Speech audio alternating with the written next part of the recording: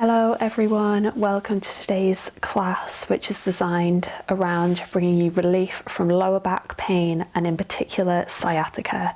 Obviously everyone's journey with lower back pain and causes are very different, but it's something that I've struggled with for a really long time, and the poses that I'm going to lead you through today are ones that I found have helped me most with my own lower back issues. So when you're ready, we're going to start lying down on our backs on your mat. So coming down to your back, but bending the knees with the soles of the soles of the feet on the mat. And we'll just pause here just to settle in, feeling the support of the mat on your back and trying to press our lower backs down into the mat so we're not arching too much. And really just feel supported by your mat, by the earth. Take a long, slow, deep inhale and a long, slow exhale as you feel yourself melt down into the ground.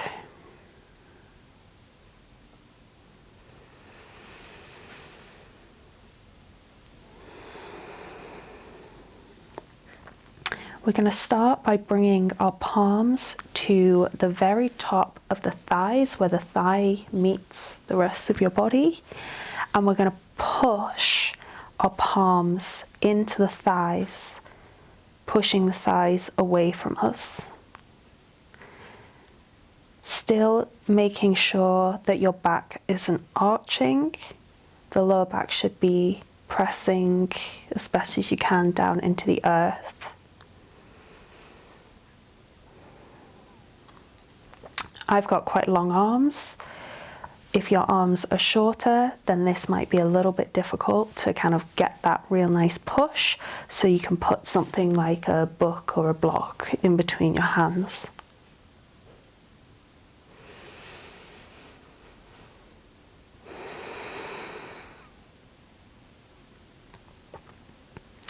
Releasing the palms down to the mat, and we're going to cross the right leg over the top of the left leg, and then draw the knees up towards the body to come into a supine Gomukhasana or cow face variation. If you're new to this pose, this might be quite intense to begin with. If the feet, I'll give you the kind of full variation. If the feet are within reach, grab each foot with the hand, and then you want to start drawing the feet back towards you. And really here we're trying to stretch the piriformis and the deep gluteal muscles, because they run over the sciatic nerve.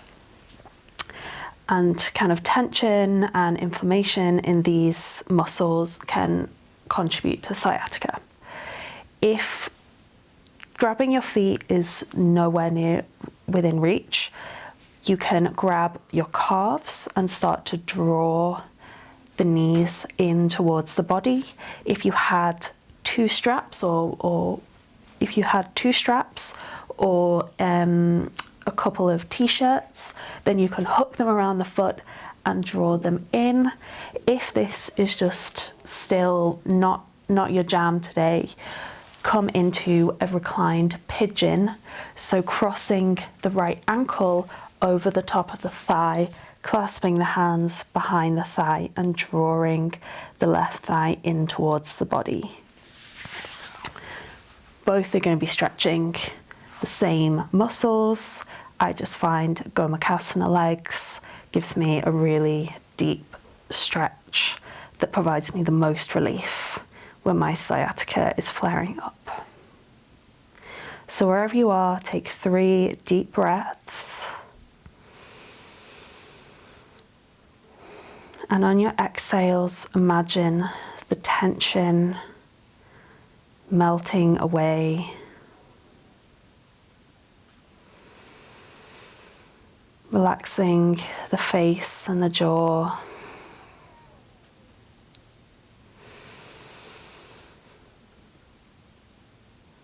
On your next exhale, release the feet back down to the earth. And we're going to do the same on the left side. So crossing the left leg over the right, drawing the knees up towards the body.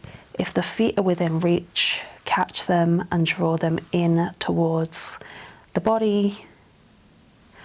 Maybe you can catch the calves and pull the knees in a little bit more that way. Maybe you've got a strap or a t-shirt that you can use to hook around the feet. Or maybe you're coming into a reclined pigeon instead. Taking 3 deep breaths wherever you are.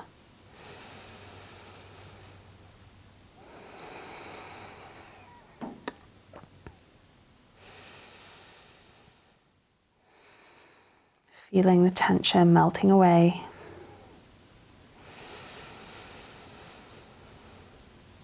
On an exhale, we're going to uncross the legs, but send the legs up towards the sky.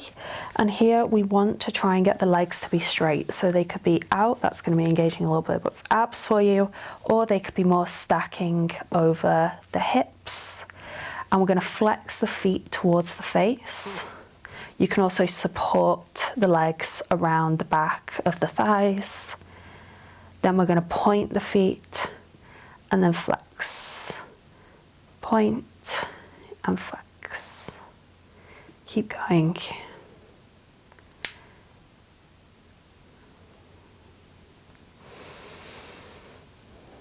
Connecting with your breath. Nice long deep inhales and exhales.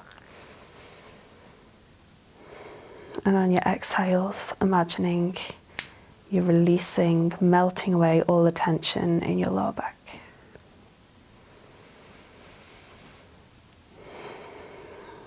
Lovely. Okay, we're going to now cross the ankles over each other, catching the knees with the hands, and we're going to very gently rock and roll up and down the length of the spine a couple of times before coming up into a seated position, so sending the legs out in front of you, but a real generous bend in the knees here. We're going to come into Paschimottanasana, so inhaling the arms up overhead, really lengthening up through the spine to then fold forward.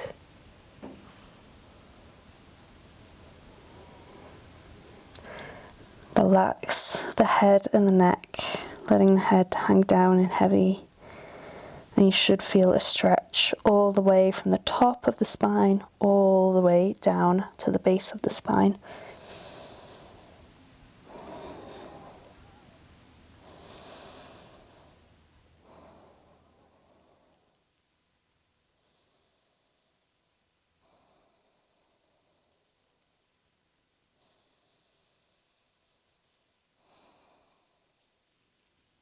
Inhale to lift back up and make your way into a tabletop position. I'm going to draw the right foot up to the outside of the hands, scooting the left knee a little bit further down the mat to create a little bit more space to come into your lizard. I'd encourage you to take this really easy. You can make it active or come down onto your forearms. I'm just going to stay up in a nice simple lizard. Stretching into the front of the hip, getting the hip flexor, the iliopsoas muscle.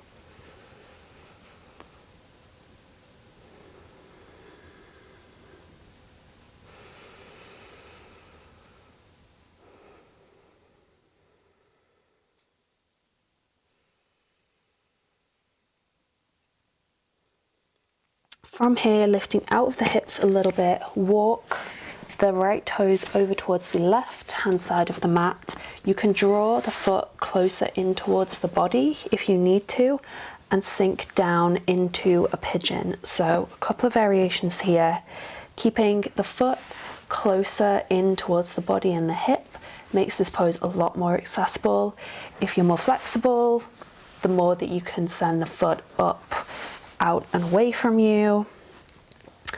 Another variation, and this is really nice, particularly if you've got a lot of back pain going on here, is to bend the left knee so that the knee is kind of, doesn't have to be exact, but about a 90-degree angle, and then the 90-degree angle for the lower leg, and then bend forward. If you have a pillow or something, or a rolled up blanket, that's nice to create a little bit more space. And this variation just helps you to move that foot out further away from you, and in doing so we're going to stretch the right buttocks, so the right glutes and the piriformis, a little bit more.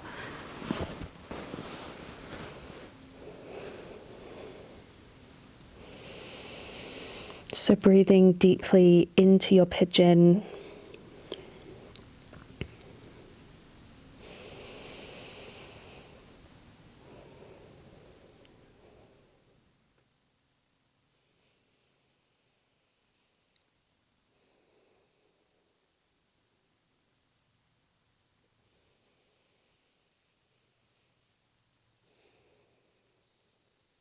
On an inhale, raising back up. If you came down to your forearms, and coming back to your tabletop. Inhale to draw the left foot up towards the palms and the outside of the left palm. Maybe you just need to scoot the right knee back down the mat a little bit and come into your lizard.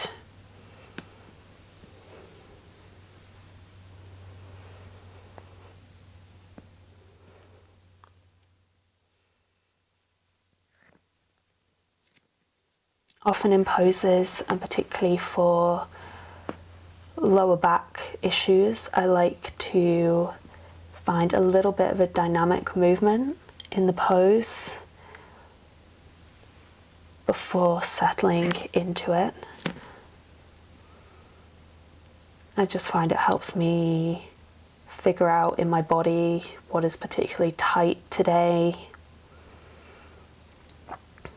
and which variation of a posture that is going to work for me best. So maybe that's something for you to explore.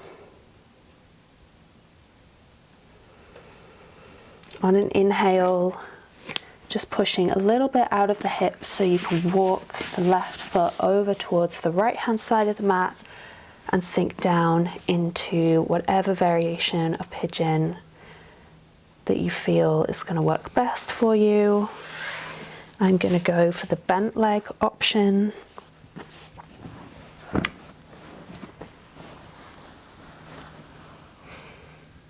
And it's worth noting that one side of the body may feel very, very different, particularly if you have sciatica more on one side than the other. Maybe one variation of a posture is better on one side, but maybe you need to go a little bit more gentle on the other. So just be aware. Many of us are not symmetrical. I am definitely wonky. But having awareness of that and working with that is a much better way forward.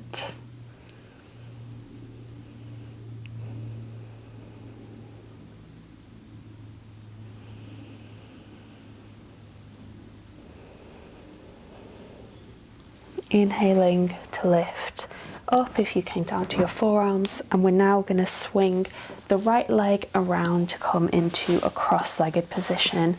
But for this, I want you to keep the ankles a little bit further away from you rather than kind of tucking right in towards the body. Send them a little bit further out. Inhaling to really lengthen up through the spine and trying to keep the back straight. and then fold forward. And it might be a tiny movement, you know, you don't need to come all the way down here. We want to try and keep that integrity and the straightness in the spine, because that's going to help to stretch the back body by rounding. We're stretching the upper body, but we're not really getting into the lower back. So try and keep the spine as straight as you can. Again, a prop is really nice here to support yourself.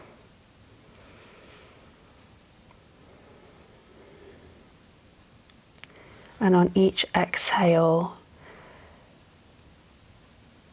really try and relax and release a little bit of tension. And maybe you'll find that gradually you can sink a little bit deeper into the pose.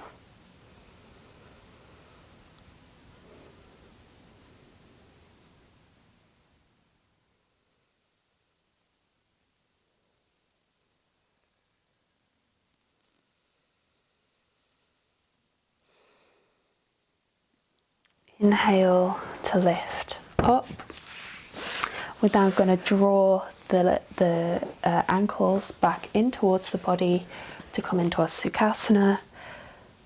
Left palm comes down to the earth. Send the right arm up overhead and then bend over towards the left.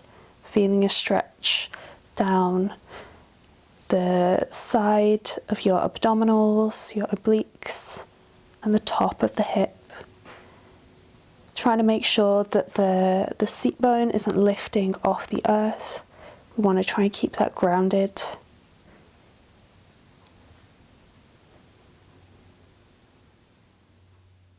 Inhale to cartwheel the arms over towards the opposite side. So right palm comes down, left arm reaches up overhead.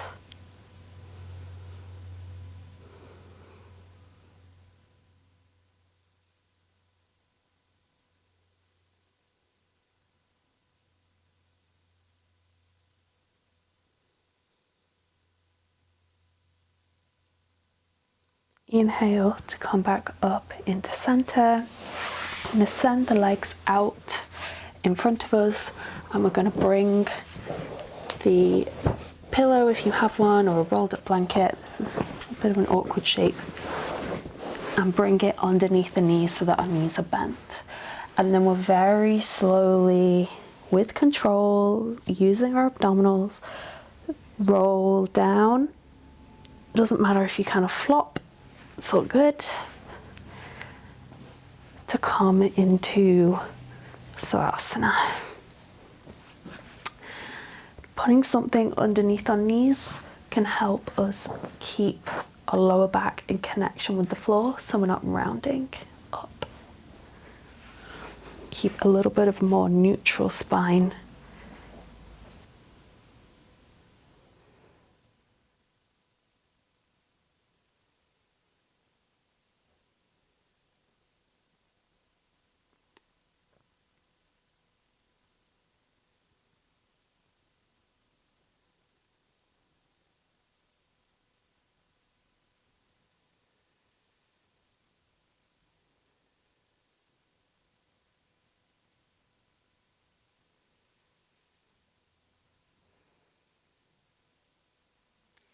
If you have more time and you'd like to stay in Savasana for longer, feel free to pause the video here and remain in your Savasana. But for those of you who maybe have a little less time today, I'll close the class here. Thank you so much for joining me.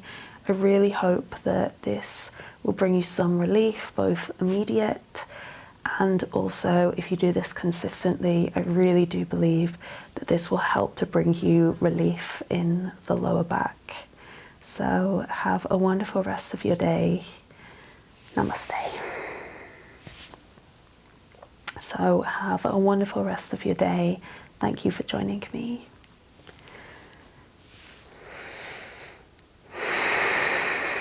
Namaste.